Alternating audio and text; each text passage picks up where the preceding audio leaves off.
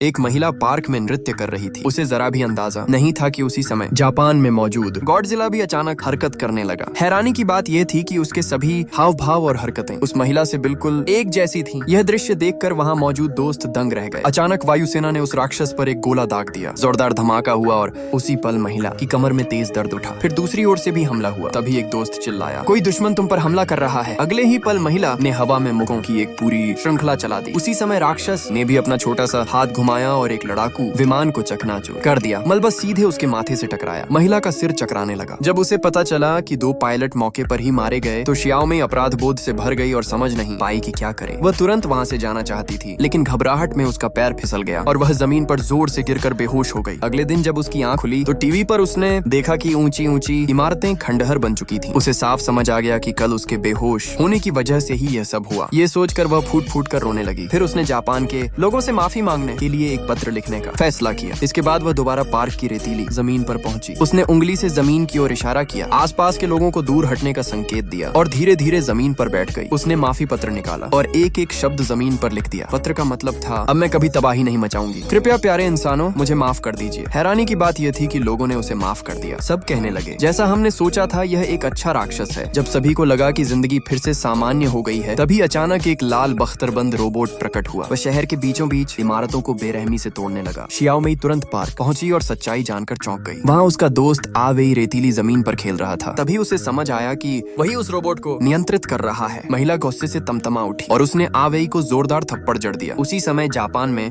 Godzilla ने भी robot को एक थप्पड़ मार दिया। ये दृश्य इंटरनेट पर वायरल हो गया और मजाकिया वीडियो बना दिए गए। राक्षस लोगों की नजर में हीरो बन गया। नेक्स्ट पार्ट के लिए सब्सक्राइब करें।